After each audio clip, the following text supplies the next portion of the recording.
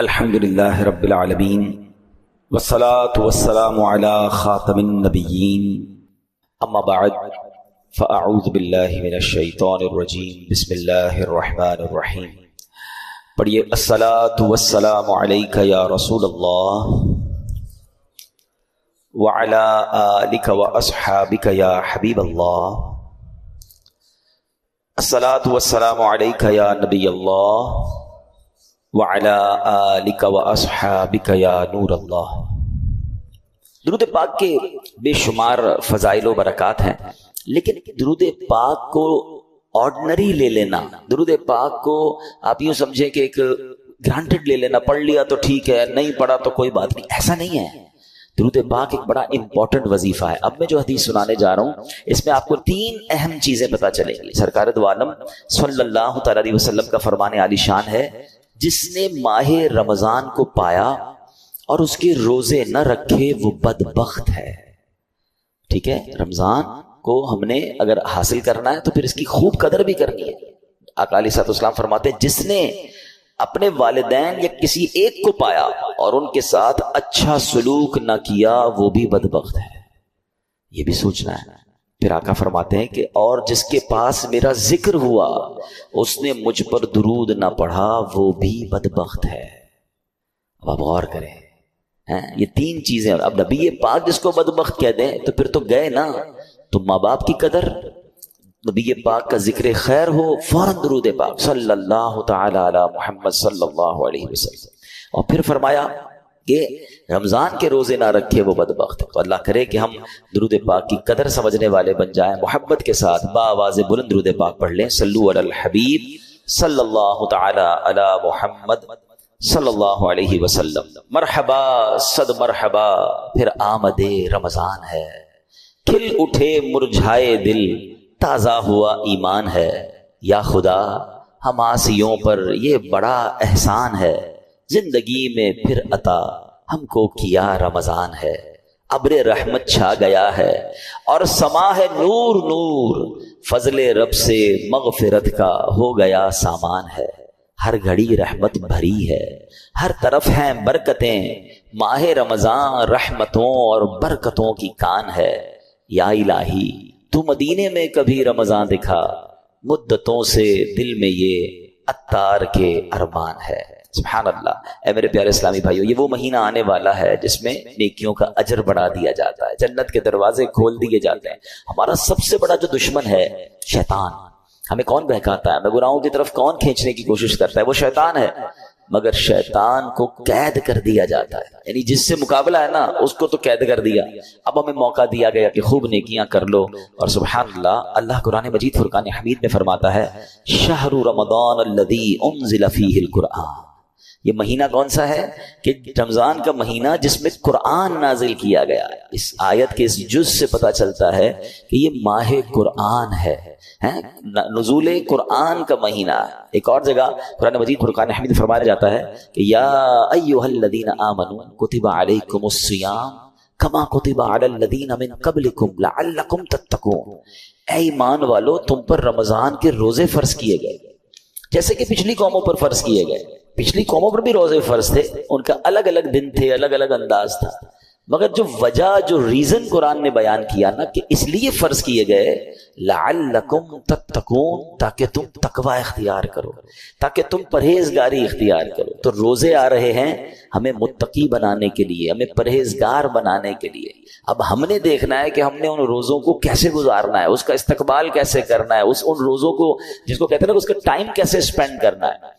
بدقسمتی یہ ہے کہ کچھ لوگ روزے رکھ کر بھی گناہ کر رہے ہوتے ہیں، روزے رکھ کر بھی اللہ کی نافرمانی کر رہے ہوتے ہیں. ایک بات یاد رکھیے، روایتوں میں آتا ہے کہ جو بندہ بھوکا پیاسا رہے، روزہ رکھے اور پھر بھی گناہ سے باز نہ آئے، تو اللہ کو ایسے بھوکا پیاسا رہنے کی کوئی حاجت نہیں ہے. روزہ صرف کھانے پینے سے رکنے کا نام نہیں ہے. آنکھیں حرام دیکھ رہی ہیں اور بندہ روزہ رکھا ہوا ہے، کان حرام سن رہے ہیں اور بندہ روزہ رکھا ہوا ہے، زبان حرام بول رہی ہے اور ہم روزے سے، یہ کون سا روزہ ہے؟ یقیناً کھانے پینے سے رکنا ہے مگر گناہوں سے بھی رکنا ہے. اچھا دیکھیں، رمضان میں گناہوں کی شدت اس کی سزا کی جو شدت ہے وہ کیوں بڑھ جاتی ہے؟ یعنی میرے اور آپ کی آسانی کے لیے شیطان بند کر دیا گیا، نیکیاں کرنا آسان کر دیا گیا، ثواب کا اجر بڑھا دیا گیا، مگر یہ کیسا بندہ ہے کہ پھر بھی گناہ سے باز نہیں آ رہا؟ آپ سوچ رہے ہیں کہ آپ کی میری فلیکسیبلٹی کے لیے، ہمارے لیے نیکیاں آسان کرنے کے لیے ہمارے دشمن کو بند کر دیا گیا، مگر پھر بھی بندہ گناہ کرتا ہے۔ اچھا، یہاں ایک بڑا دلچسپ سوال بھی لوگوں کے ذہن میں آتا ہے کہ جناب اگر شیطان بند ہے تو بندہ پھر گناہ کیوں کرتا ہے؟ ٹھیک ہے نا، آپ کہہ رہے ہیں شیطان بند ہو جاتا ہے تو لوگ رمضان میں بھی جھوٹ بولتے ہیں، رمضان میں بھی معاذ اللہ فلمیں ڈرامے دیکھ رہے ہوتے ہیں، بدکاری، بے حیائی، بہت سارے برے کام چل رہے ہوتے ہیں، تو یہ کیوں؟ تو علماء نے بڑی پیاری مثال دی ہے۔ کبھی سائیکل چلائی ہوگی آپ نے، فرمایا سائیکل چلاؤ، چلاتے رہیں اور کچھ دیر کے بعد سائیکل کے آپ پیڈل مارنا چھوڑ دیں، اگر سائیکل پھر بھی کافی دیر تک خود چلتی ہے کیونکہ پیڈل آپ نے پیچھے کافی مار لیے تھے، تو بتایا جو 11 مہینے شیطان نے آپ کے پیڈل مارے ہیں نا، ٹھیک ہے، 11 مہینے چلتے رہے شیطان کے ساتھ، اب شیطان تو بند ہو گیا، باقی کام اسی انہوں نے خود ہی کر رہے ہیں، وہ شیطان بند ہے، بندہ خود ہی جو پیڈل مارے سائیکل چل رہی ہے، بریک تو لگاؤ بھائی، ہاں بریک لگا لو گے تو پھر نہیں چلنی کیونکہ پیڈل مارنے والا اب کوئی نہیں ہے، مگر مسئلہ یہ کہ ہم بریک مارنے کے لیے تیار نہیں ہوتے نا، ہماری جو عادتیں ہم اس کو کنٹینیو کر لیتے ہیں، معاذ اللہ جس کی جھوٹ بولنے کی عادت، بد نگاہی کی عادت، موبائل پر الٹی سیدھی چیزیں دیکھنے کی عادت، لڑائی جھگڑے کی عادت، گالی گلوچ کی عادت، حرام کمانے کی عادت، وہ رمضان میں اس لیے بند نہیں ہوتی کہ اس نے بریک نہیں لگاتا۔ وہ مجھے اور آپ کو ابھی سے بریک لگا لینا ہے، 3-4 دن تو شیطان سے لڑ لو یار، پھر تو ویسے ہی رمضان آ جائے گا، وہ بند ہو جائے گا، ابھی سے پریکٹس کرنی ہوگی۔ ایسا نہیں ہوگا کہ جب اعلان ہوگا کہ مبارک ہو ماہ رمضان کا چاند نظر آ گیا تو ہماری ساری بری عادتوں کے سوئچ آف ہو جائیں گے، جھوٹ کا سوئچ آف، بدنگاہی کا آف، لڑائی جھگڑے کا آف، نہیں، وہ آپ کو آف خود کرنے پڑیں گے، اور ابھی سے کریں، اس کو پلان کریں کہ مجھے رمضان میں کوئی گناہ نہیں کرنا، رمضان نیکیوں کے لیے آ رہا ہے۔ اس مہینے میں ایک بار کیا ہوا کہ پیارے آقا علیہ الصلوۃ والسلام منبر اقدس پر تشریف لے گئے تو آپ نے آمین ارشاد فرمایا، طویل حدیث ہے، میں اس کا ایک جز سنا دیتا ہوں، آمین ارشاد فرمایا، صحابہ نے کہا حضور آپ نے آمین فرمایا؟ کہا جبریل امین آئے تھے، انہوں نے دعا کی کہ جو رمضان کو پائے اور اپنی مغفرت نہ کروا سکے وہ ہلاک و برباد ہو جائے۔ نبی پاک فرماتے میں نے اس دعا پر آمین کہا ہے۔ مجھے بتائیں دعا کرنے والا کون؟ فرشتوں کا سردار روح الامین۔ آمین کہنے والا کون؟ نبیوں کے سردار صلی اللہ تعالی علیہ وآلہ وسلم۔ مجھے بتائیں کوئی شک و شبہ باقی بچتا ہے اس دعا کے قبول ہونے میں؟ 100% مقبول ہے نا۔ دعا ہو رہی ہے کس کے لیے؟ جو رمضان کو پا کر اپنی مغفرت نہ کروا سکے۔ تو اب آپ بتائیے کتنا کانشیسلی رمضان گزارنا چاہیے، کتنا فکر کے ساتھ رمضان گزارنا چاہیے کہ یار کچھ بھی ہو جائے میں نے رمضان میں اللہ کو راضی کرنا ہے، میں نے مغفرت لینی ہے، میں نے اس کو ضائع نہیں ہونے دینا ہے۔ تو اس کے لیے پریپریشن کریں نا، اس کے لیے تیاری کریں، اپنے ذہن کو فریش کریں، سوچیں میں نے رمضان کیسے گزارنا ہے، آ جائے گا تو دیکھ لیں گے۔ نہیں، آپ کے گھر پہ کوئی مہمان آنے والا ہو ایسے کرتے ہیں کہ یار آ جائے گا تو دیکھ لیں گے؟ نہیں یار، اس کو کھلانا کیا ہے، بٹھانا کہاں ہے، انتظام کیا ہوگا۔ پھر جتنا اہم مہمان اتنی زبردست تیاری کرتے ہیں آپ، گھر بھی سے جاتے ہیں، بعض اپنے گھر کو صاف کرتے ہیں کہ یار بہت اہم مہمان، ایسا مہمان جس کا برسوں سے انتظار تھا، میرا سب سے بیلوڈ، سب سے پیارا آ رہا ہے، تو آپ اور تیاری کرتے ہیں، اس کے استقبال کی تیاری کرتے ہیں، اس دن اچھے لباس پہنتے ہیں۔ تو کیا ایسا نہیں ہو سکتا کہ ماہ رمضان کی آمد سے پہلے ہم گھر میں صفائی ستھرائی کریں، گھر میں خوشبو لگائیں، اپنے لیے اچھے لباس، صاف ستھرے لباس تیار کریں، مینٹلی پریپیئرڈ کریں اپنے اور اپنے بچوں کو بھی۔ ہمارے بچوں کو بھی بعض اوقات نارمل لے رہے ہوتے ہیں، اچھا رمضان آ گیا ٹھیک ہے، نہیں، اللہ کرے کہ ہمارے گھر میں، ہماری فیملی میں، ہمارے خاندان میں، بلکہ ہمارے ملک میں، ساری دنیا میں ایک شور ہو، ایک خوشی کا سما ہو، مبارک ہو رمضان آنے والا ہے۔ Be prepare yourself. صحابہ کرام پریپریشن کرتے تھے۔ آپ کو پتہ ہے لوگ اپنے کاروبار سمیٹنا شروع کر دیتے تھے کہ یار رمضان میں زیادہ کام نہیں کرنا، پیسے دینے تو دے دیے، لینے ہیں تو لے لیے۔ یہاں تک کہ جو حکام ہوتے تھے، جو ججز ہوتے تھے، جن کو معاف کرنا ہوتا تو معاف کر دیتے تھے، جن کو سزا دینی ہوتی تھی، یعنی جو چاہتے تھے کہ رمضان سے پہلے چیزیں کمپائل ہو جائیں اور پھر ہمارا فوکس جو ہے وہ رمضان میں عبادت پر رہے۔ یہاں تو ایسا ہے ہی نہیں۔ کچھ لوگوں کو تو بڑی پرواہ نہیں ہے، بلکہ الٹا ہو رہا ہے۔ کچھ لوگ ہو سکتا ہے کہ رمضان میں زیادہ پیسے کیسے کمانے اس کی تیاری میں لگے ہوئے ہوں گے، کچھ یہ بھی پریپریشن چل رہی ہوگی، یہ بھی سٹاک لے لو، یہ بھی خرید لو، اس کے ریٹ بڑھ جائیں گے، اس کو جناب اس میں بہت کمائیں گے، پھر آخری عشرے میں الگ کمائیں گے۔ رمضان کاروبار کے لیے نہیں، رمضان کھانے پینے کے لیے نہیں، رمضان تو مغفرت کروانے آ رہا ہے۔ آپ کو پتہ ہے پچھلے رمضان میں کئی لوگ ہمارے ساتھ تھے، وہ آج ہمارے ساتھ نہیں ہیں۔ ہمیں کیا معلوم؟ پہلے تو اللہ سے یہ دعا کرتے ہیں کہ یا اللہ خیر سے عافیت سے ہمیں رمضان سے ملا دے. بڑی پیاری دعا ہے نا, اللہم بلغنا رمضان بالصحت وعافیہ, اے اللہ ہمیں رمضان سے صحت اور عافیت کے ساتھ ملا دے. پہلی دعا تو ہماری یہ ہے. اور پھر دوسری دعا یہ ہے کہ اللہ یہ رمضان ہمیں ہماری مغفرت کا سامان بن جائے. کیا پتہ یہ آخری رمضان ہو ہمارا, تو ہمیں اس کی قدر کرنی ہے, ذہنی طور پہ تیار ہو. بلکہ میں تو مشورہ دیتا ہوں فزیکلی بھی تیار ہونا شروع ہو جائیں. زیادہ محنت کے کام تھوڑا کم کر دیں, تھکاوٹ والے کام کم کر دیں, زیادہ ٹریولنگ کم کر دیں. کیونکہ اگر آپ کی طبیعت خراب ہو گئی ہے, اگر جس کو فکر ہے نا کہ میں نے پورے روزے رکھنے ہیں, پوری تراویحیں پڑھنی ہے, تو وہ اپنے آپ کو ذرا سیکیور کرے گا. آپ کو پتا ہے جس کی شادی ہوتی ہے کیا کہتے ہیں دولہے کو, بھائی ذرا خیال رکھنا, شادی والے دن ہی بیمار مت ہو جانا. شادی سے 4 5 6 دن پہلے 8 دن پہلے اس کو ریسٹ کرواتے ہیں, اس کو زیادہ ٹریول نہیں کرواتے. ٹھیک ہے, اچھی بات ہے, ایک بڑا ایونٹ ہے. تو جس طرح اپنے گھر کے کسی بڑے ایونٹ کی آپ پریپریشن کرتے ہیں, یو شوڈ تھنک اباؤٹ رمضان. یہ اللہ کی طرف سے تحفہ آ رہا ہے, یہ وہ مہینہ ہے جو میری مغفرت مجھے بخشوانے آ رہا ہے. مولا علی شیر خدا کرم اللہ تعالی وجہ الکریم کیا فرماتے ہیں, تو مضمون ہے آپ کی کال کا, اس امت کو اگر اللہ کو عذاب دینا ہوتا نا, اللہ کی رضا یہ ہوتی کہ اس امت کو پنشمنٹ ملے, تو اللہ انہیں رمضان اور قرآن عطا نہ فرماتا. یہ 2 چیزیں ایسی دے دی ہیں نا, جس کو پکڑ لو نا سبحان اللہ پھر بیڑا پار ہے. ہاں, رمضان اور قرآن دونوں قبر میں شفاعت کرتے ہیں. کیسے؟ رمضان کہتا ہے یا اللہ میں نے اس بندے کو جو ہے وہ کھانے پینے سے روکا تھا, دن میں کھانے پینے سے روکا تھا. قرآن کہے گا مولا رات میں نے سونے سے روکا, یہ قرآن پڑھتا تھا, تراویح سنتا تھا. تو جس نے رمضان اور قرآن کو تھام لیا نا, یہ دونوں آپ کا کام کریں گے, یہ شفاعت کریں گے قیامت کے دن. مگر جو نہ دن میں روزے رکھے نہ رات تراویح پڑھے, جو نہ دن میں عبادت کرے نہ دن میں اللہ کو راضی کرے نہ رات قرآن سے محبت کرے, تو وہ کیا کہاں جائے گا؟ Try to understand. ایک حدیث, اتنی حدیثیں میں آج بہت ساری چیزیں لے کر آیا تھا, مگر میں آپ کو کہوں کہ اگر رمضان کی فضیلت پر صرف ایک حدیث جو نبی پاک نے فرمائی نا, 1 لائنر, عقل مندارا اشارہ کافی است, کہتے ہیں نا عقل مندوں کے لیے اشارہ کافی ہوتا ہے. آقا کی ایک لائن کی جو حدیث ہے نا, سرکار دو عالم صلی اللہ علیہ وسلم فرماتے ہیں اگر میری امت کو معلوم ہوتا کہ رمضان کیا ہے, اگر میری امت کو معلوم ہوتا کہ رمضان کیا ہے, تو وہ تمنا کرتے کہ سارا سال ہی رمضان ہو. That's it. اسی سے بندہ سمجھ جائے کہ it means very big special, not only special. ایسا مہینہ ہے. اور نبی پاک سبحان اللہ آپ کا ایٹیٹیوڈ ہی بدل جاتا تھا, آپ کا اسٹائل ہی بدل جاتا تھا. آپ تو اللہ کے حبیب ہیں, دن رات اللہ کی عبادت میں تھے. مگر بی بی عائشہ صدیقہ رضی اللہ تعالیٰ عنہ فرماتی ہیں, دیکھیں گھر کی بات تو گھر والے ہی بتا سکتے ہیں نا. ہماری امی حضور بتاتی ہیں کہ رمضان آتا میرے آقا کے چہرے کا رنگ بدل جاتا, خوف خدا, گڑ گڑاتے تھے, روتے تھے, دعائیں کرتے, بستر پر کم آتے, رات رات بھر نوافل اور دعائیں ہو رہی ہیں. سبحان اللہ. اب مجھے بتائیں کہ اللہ کے حبیب ہیں جن کے صدقے مجھے اور آپ کو رمضان ملا ہے, وہ بستر پر کم جا رہے ہیں, وہ رات بھر عبادت کر رہے ہیں, ان کے چہرے کا رنگ بدل رہا ہے. جبریل امین آتے تھے تو پیارے آقا جبریل امین کے ساتھ قرآن کا دور کرتے تھے, اور سبحان اللہ خوب سخاوت کرتے تھے. یہ میرے آقا کے چند وہ کام ہیں جو اب ماہ رمضان میں اسپیشل کرتے تھے. ہمارے یہاں حال کیا ہے, آقا آرام کم کر دیتے تھے, ہم آرام بڑھا دیتے ہیں. ہمارے کئی لوگ جو رمضان میں سوتے ہی رہتے ہیں. بھائی آپ سوتے رہیں گے تو آپ نے پھر کیا روزے کو پایا؟ دیکھیں ایکچولی روزے کے کچھ میسیجز ہیں. روزہ ایسے رکھنا ہے, ایک تو جیسے میں نے بتایا کہ صرف کھانے پینے سے نہیں, گناہوں سے بھی بچنا ہے. دوسرا آپ کو نکاحت فیل ہو.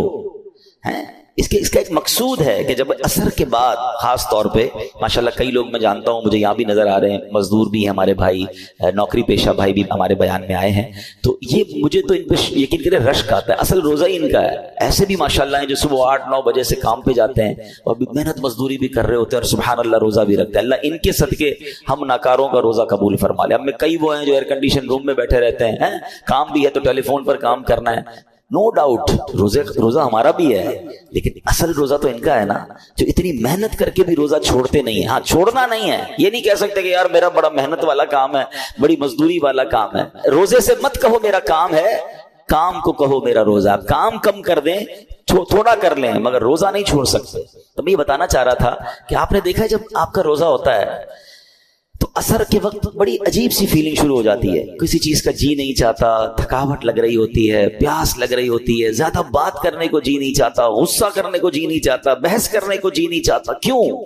کیونکہ ہماری باڈی میں اب انرجی کم ہو گئی ہے. تو اس میں پتہ ہے میسج کیا ہے اے بندے تیری اوقات یہ ہے. یہ اصل اوقات جو پتہ چلتی ہے نا، جو کرو فر جاہو جلال کے ساتھ بہت زیادہ دھوم مچا رہے ہوتے ہیں، ان کو افطار سے پہلے اپنی پوزیشن خود چیک کرنی چاہیے کہ ابھی کیا حال ہے. اور یہ صرف 12-15 گھنٹوں کی مار ہے. اللہ پاک چاہے تو تمہیں ساری زندگی ایسے رکھ سکتا ہے نا، افطار کے بعد سیٹ ہو جاتے ہو، لیکن یہ افطار سے پہلے کی کیفیت عاجزی کی کیفیت ہے. بندہ سمجھے کہ یہ میری اوقات ہے. دیکھیں اللہ کرے میسج لینے والے بنے ہم، ورنہ نہیں لینے والے تو کچھ نہیں لیتے. اسی طرح جب میں اور آپ بیمار ہوتے ہیں، ہلکا سا بخار ہو جائے، پیٹ خراب ہو جائے، وہ کہتے ہیں نا پنجابی میں لگ پتا جاتا ہے ساڑی اوقات کی ہے. نہ بستر سے کھڑے ہونے کی ہمت، نہ بات کرنے کی ہمت، سردی لگ رہی ہے تو گھر والے کمبل اڑا رہے ہیں. کیسا بندہ جس کے جناب جاہو جلال، جس کے روب و دبدبا ہے، بالکل ایسا ہو جاتا ہے کسی کام کا ہی نہیں ہوتا ہے. لیکن بات یہ کہ اس سے بندہ میسج تو لے کہ یہ میری اوقات یار. ایک بخار، ایک پیٹ کا درد، ایک جناب گڑبڑ ہوئی طبیعت میں، بالکل میں تو 1 2 3 ہو گیا، تو میسج لو اس سے کہ یہ میری اوقات ہے. میں کس بات کا جناب اتراتا ہوں، کس بات کا کرتا ہوں. میرا رب چاہے تو ساری میری انرجی مجھ سے واپس لے سکتا ہے. پھر روزے میں افطار سے پہلے ایک اور میسج لینا ہے. وہ میسج یہ ہے کہ ہمیں یہ پتا چلتا ہے کہ بھوک کیسا بندے کو توڑ دیتی ہے. ہمیں پتا ہے ہم افطار کے بعد کھانا کھا لیں گے، مگر کئی بیچارے وہ ہوتے ہیں جو سارا سال بھوکے ہیں. کئی بار مہینے میں جن کے گھر میں روٹی نہیں پکتی ہے، ان کا تو گویا روز ہی روزہ ہے نا، وہ تو روز اس کمزوری سے گزر رہے ہیں. کئی بچے ہیں جن کو پورا کھانا نہیں مل رہا. پاکستان کی تو رپورٹ آئی تھی کہ کئی بچے جن کو پراپر نیوٹریشن ہی نہیں ملتا، وہ بڑے ہی نہیں ہو پاتے، ان کی نشو نما ہی نہیں ہو پا رہی، کیونکہ نہ ان کو پروٹین مل رہا ہے، نہ ان کو دودھ مل رہا ہے، نہ ان کو غذا مل رہی ہے.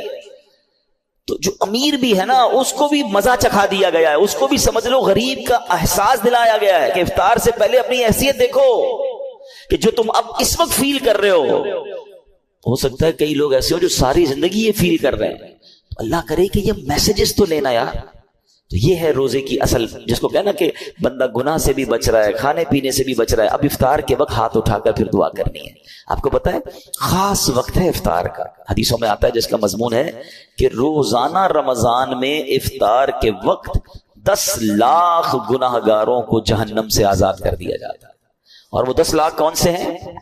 کہ جن پر گناہوں کی وجہ سے جہنم واجب ہو چکا تھا. مجھے سچ بتاؤ پھر افطار کے وقت ہماری کیفیت کیا ہونی چاہیے؟ کاش ہم اپنے گھر والوں کو بات سمجھائیں. ہمارے گھر میں تو ہنگامہ مچا ہوا ہوتا ہے، بھائی جلدی سے شربت لے آؤ، تو پکوڑے کدھر ہیں، تو دہی بلے کدھر ہیں، پتہ نہیں افطار ہے یا کوئی مارکا ہے. ارے یہ مغفرت کا وقت ہے. اگر واقعی آپ نے افطار کا انتظام کرنا بھی ہے تو اپنی فیملی سے بھی، ان بیچاروں کو بھی کچن سے نکالیں، ان کو کہیں 10 منٹ پہلے ختم کر دیں، سب کچھ دسترخوان پہ رکھ دیں اور آپ بھی آ جائیں. اب مل کے دعا کرتے ہیں. کتنا اچھا گھر ہوگا، کتنا اچھا دسترخوان ہوگا کہ باپ بھی بیٹھا ہے، ماں بھی بیٹھی ہے، بچے بھی بیٹھے ہیں، اور سب کے ہاتھ اٹھے ہیں کہ مولا آج پھر افطار میں 10 لاکھ بخشے جائیں گے. اے اللہ ہماری بخشش فرما دے، ہمیں محروم نہ کیجیے. اور کراچی والوں کو تو گولڈن چانس یہ ملتا ہے کہ جس وقت ہمارے افطار کا وقت ہوتا ہے، عین اسی وقت یعنی اس سے 15-20 منٹ آدھا گھنٹہ پہلے مدنی چینل پر شاندار دعاؤں کا سلسلہ ہوتا ہے. آپ اپنے گھر والوں کے ساتھ مدنی چینل پر شامل ہو جائیں. وہ دعائیں ہو رہی ہیں، آہیں ہیں، آنسو ہیں، اللہ کے ولی اور پھر ہزاروں لوگ اعتکاف میں پورے مہینے کے رمضان میں فیضان مدینہ میں ہوتے ہیں. تو نہ جانے کس کی آمین کے صدقے ہمارا بیڑا پار ہو جائے. بلکہ میں تو ایک مشورہ دوں گا کراچی والوں کو کہ کچھ افطار فیضان مدینہ میں جا کر کریں. آپ کو بہت ساری فرائز نہیں ملیں گی وہاں پر، بہت خوبصورت فروٹ کی ٹرے نہیں ملے گی، مگر روحانی آپ کو بہت کچھ ملے گا. وہاں فیضان مدینہ میں یہ اہتمام ہی نہیں ہوتا. وہاں پانی کی بوتل دے دی جاتی ہے، 1-2 کیلے دے دیے جاتے ہیں. اس کے پیچھے بھی امیر اہل سنت کی بڑی پیاری حکمت ہے. اللہ کرے ہم کو سمجھ آ جائے کہ افطار سے پہلے جس نے سموسے بھی کھانے، کباب بھی کھانی، پیاز بھی اس میں ڈلی ہوئی ہے، اور اس کے بعد نماز بھی مغرب کی پڑھنی ہے، تو منہ سے بدبو نہیں آئے گی. اللہ کرے ہم مسجد کی نماز کی قدر محسوس کریں. بھائی سب چیزیں مغرب کے بعد بھی تو ہو سکتی ہیں نا، تو پانی پی لیں، کھجور کھا لیں، منہ کو اچھی طرح صاف رکھیں تاکہ ہم عبادت کر سکیں. تو یہ ایکچوئل دعا کا وقت ہے. تو میں مشورہ دوں گا کہ آپ عصر کے بعد فیضان مدینہ چلے جایا کریں، جب جا سکیں وہاں افطار کریں، پھر گھر آ کے جو کھانا ہے کھائیں بھائی. لیکن وہ جو وقت ہے مغفرت کا، وہ جو وقت ہے دعاؤں کا، اس کو ضائع مت ہونے دینا. اور یہ رمضان میں یہ موقع آتا ہے تو آپ گھر میں دعا کریں، مدنی چینل پر شامل ہو جائیں، جیسے بھی کریں، مگر اس وقت کو خاص سمجھیں. بٹ رہا ہے، مغفرت کے پروانے بٹ رہے ہیں.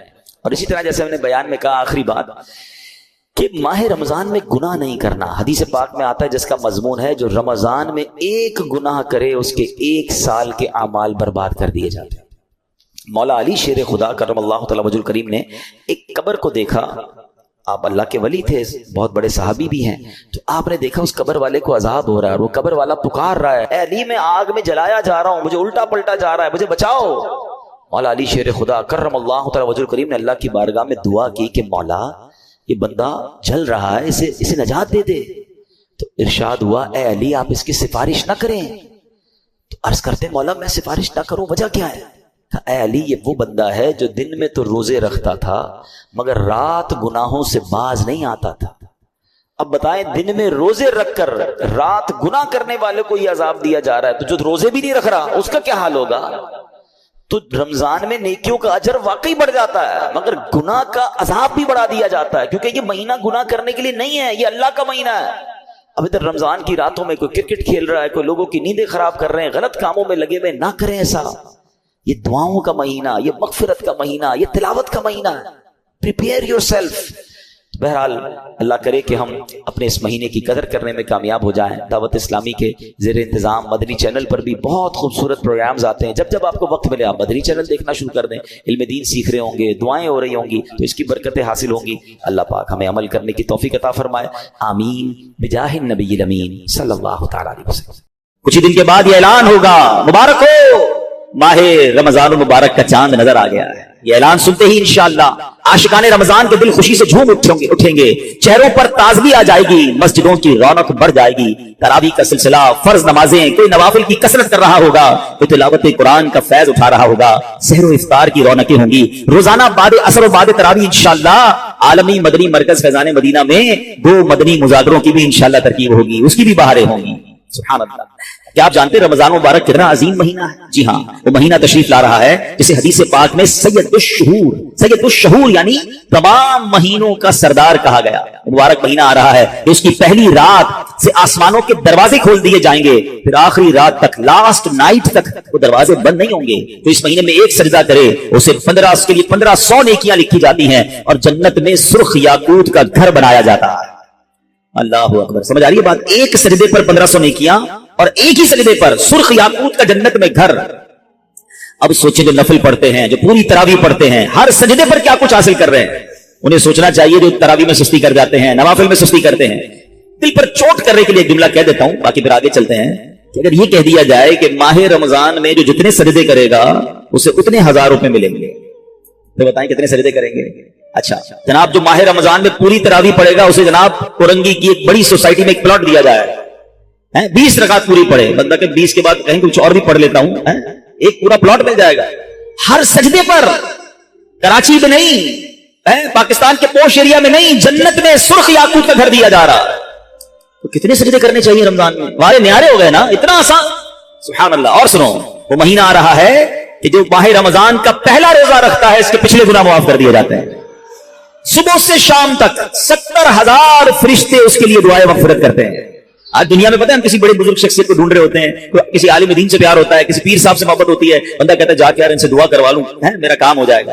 اللہ کے فرشتے, اور وہ بھی کتنے, 70,000 صبح سے شام تک روزہ دار کے لیے دعائیں کر رہے ہیں. سبحان اللہ. جس میں نفل کا ثواب فرض کے برابر, فرض کا ثواب 70 گنا بڑھا دیا جائے گا. رمضان مبارک کی جب پہلی رات آتی ہے, اللہ پاک اس امت کی طرف نظر رحمت فرماتا ہے, اور جس پر اللہ نظر رحمت فرمائے اسے کبھی عذاب نہ دے گا.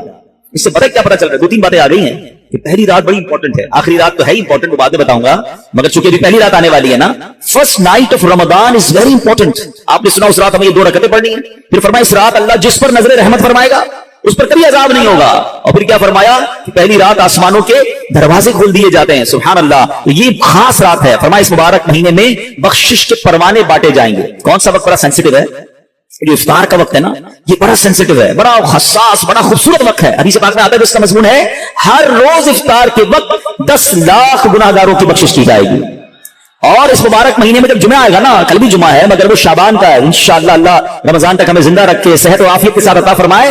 انشاءاللہ جو اگلا جمعہ ہوگا, رمضان میں جتنے جمعے ہوں گے, فرمایا تب تو وارے نیارے ہو جائیں گے جمعرات کی مغرب سے لے کر غروب آفتاب سے جمعے کے غروب آفتاب تک. یہ 24 آورز ہیں, یہ جو دن رات ہے, فرمایا ہر گھڑی میں 10 لاکھ گناہگار جہنم سے آزاد کر دیے جاتے ہیں. اور وہ بھی کون سے؟ جن پر جہنم واجب ہو چکی تھی، گناہوں کی وجہ سے جن پر جہنم واجب ہو گئی وہ گناہگار بخشے جائیں گے۔ اللہ اکبر۔ اب سوچو یہ رمضان کیسا مہینہ ہے، اس کی کتنی خوشی ہونی چاہیے، کتنی پریپریشن ہونی چاہیے۔ افطار کا وقت اتنا نازک وقت ہے کہ 10 لاکھ بخشے جا رہے ہیں۔ ہم افطار میں کس کام میں لگے رہتے ہیں؟ اے بھائی سموسے آگے کے نہیں آئے، پکوڑے آگے کے نہیں آئے، شربت کہاں ہے، دہی بلے کہاں ہے، فلاں چیز کہاں ہے، گھر میں ایک افراتفری مچی ہوتی ہے۔